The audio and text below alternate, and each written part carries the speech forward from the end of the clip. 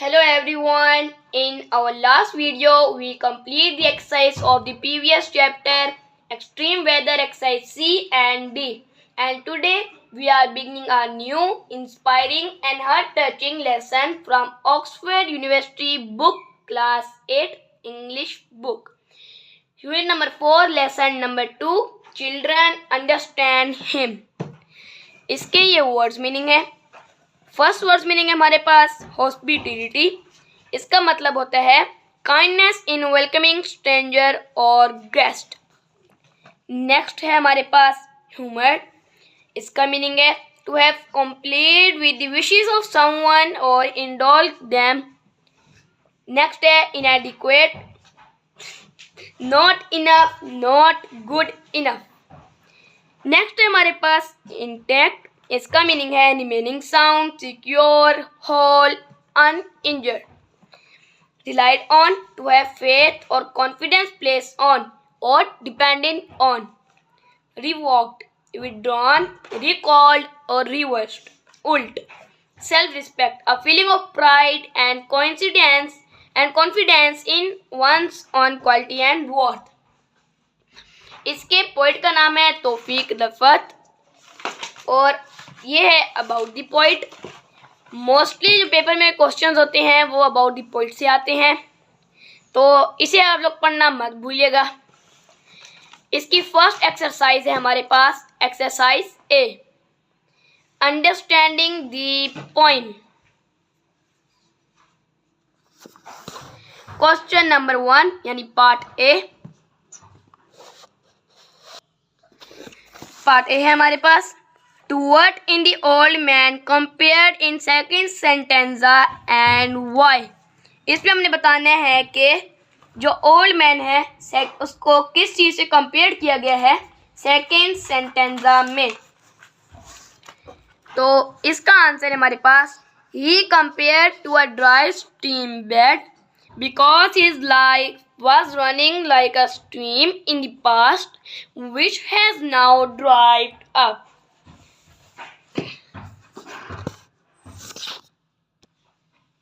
Second question हमारे पास why is the old man sent to his room and when there are guest in the home. इसमें हम लोगों ने बताना है कि गेस्ट कब आए थे घर में और जो ओल्ड मैन है वो कमरे में उसको क्यों भेज दिया गया था. इसका आप लोगों ने खुद आंसर लिखना है क्योंकि बहुत ज़्यादा इजी है. इसमें आप लोगों ने बताना है कि ओल्ड मैन कैसे कमरे और क्यों कमरे में गया था, उसे किस लिए भेजा गया था कमरे में.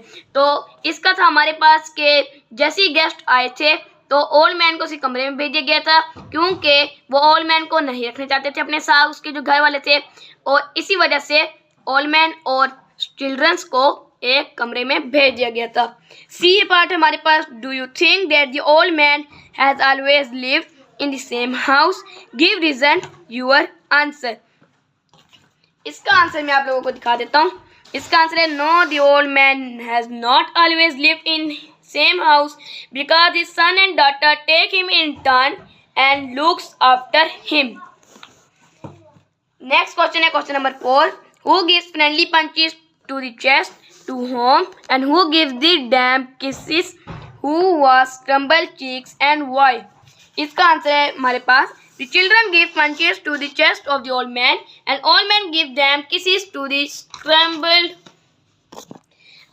cheeks of the grandchildren and children because guests are arriving. एक कंप्रीहेंशन एक्सरसाइज ए में हमारे पास सिर्फ 3 जो हैं वो इम्पोर्टेंट क्वेश्चन है, बाकी सारे जो हैं वो उन्हीं पे रिलाई करते हैं और वो पैराफ्रेजिंग से मतलब रीडिंग पॉइंट से हमने ज़्यादातर मिल जाएंगे. जिस तरह के हमारे पास क्वेश्चन है to the recipients of punches and kisses like this things give reason for your answer. इसमें बताना है कि रेसिपिएंट्स जो है पंचेस और किसेस के like this thing, in things की तरह, इन चीज़ों की तरह, और रीज़न देनी है कि क्यों, आपके लिए अपने लिए रीज़न देने के क्यों. और एफ हमारे पास can you think of anyone in your family who lives like similar to that of the old man in the poem. इसमें बताना है कि आपकी फैमिली में कोई भी ऐसा बुजुर्ग है जिसके साथ ऐसा सलूक किया जाता है, कभी एक घर में भेजना, कभी दूसरे घर में भेज देना, कभी कहीं. इसी के साथ आप लोगों ने इसका भी आंसर लिख लेना है. बहुत इजी है ना. हम चलते हैं अपने क्वेश्चन नंबर 2 की तरफ। Answer the following with reference to context. A हमारे पास and only this has kept intact his pride and self respect. इसके हमारे पास पहला question, what does intact mean. इसका आंसर है हमारे पास intact mean kept as originally intended. In the other words, the old man still has some pride and self-respect left, even though he is treated with some disregard by his own sons and daughters. Next question है हमारे पास, what has kept his pride and self intact? इसका answer है हमारे पास his association with his grandchildren has kept his pride and self-respect intact, and this will still value him. Third question है हमारे पास, what metaphor is used to describe what he might have been about this? इसका answer है without this he might have been a dry stream bank. Next है हमारे पास B question, they sail to the harbors of his knees. First question है who are they, इसके है grand children, इसका answer है grand children. Second है हमारे पास when do they sail to his knees and why. इसके हमारे पास answer they sail to his knees whether they play with him.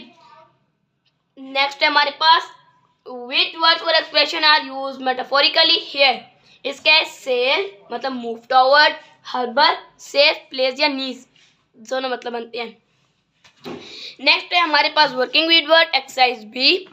Question number 1, find out what is meant by each of the following phrase, use them in sentences of your own and note that the order of each of the adverb is fix.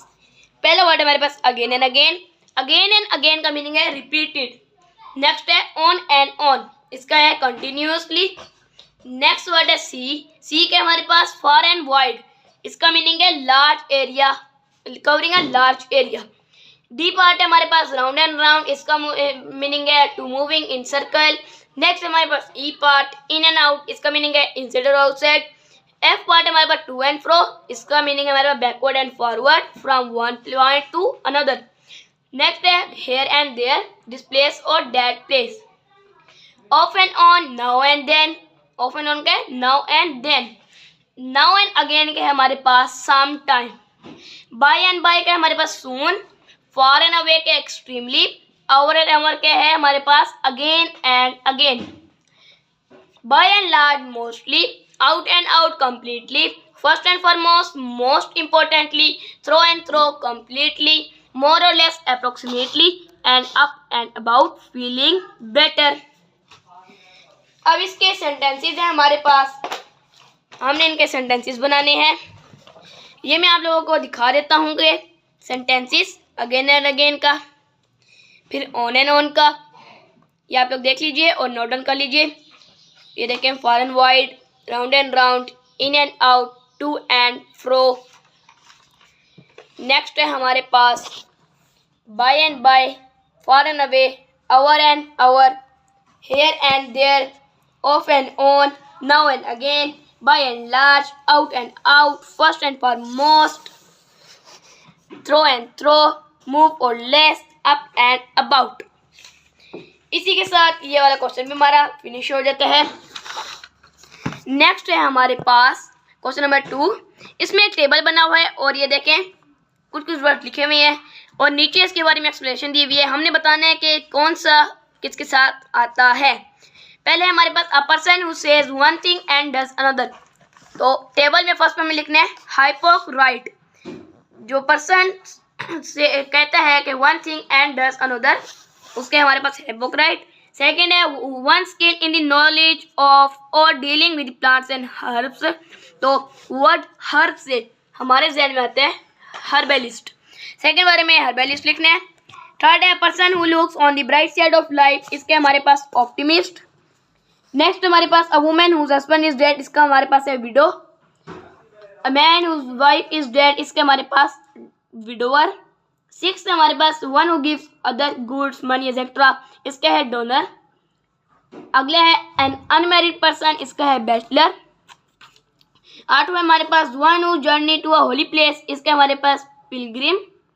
Ninth है हमारे पास one who is extremely intelligent, इसके हमारे पास genius. और 10th वाले हमारे पास one who looks on dark side of things, इसके हमारे पास पेसिमिस्ट। इसी के साथ हमारी एक्सरसाइज डी खत्म होती है।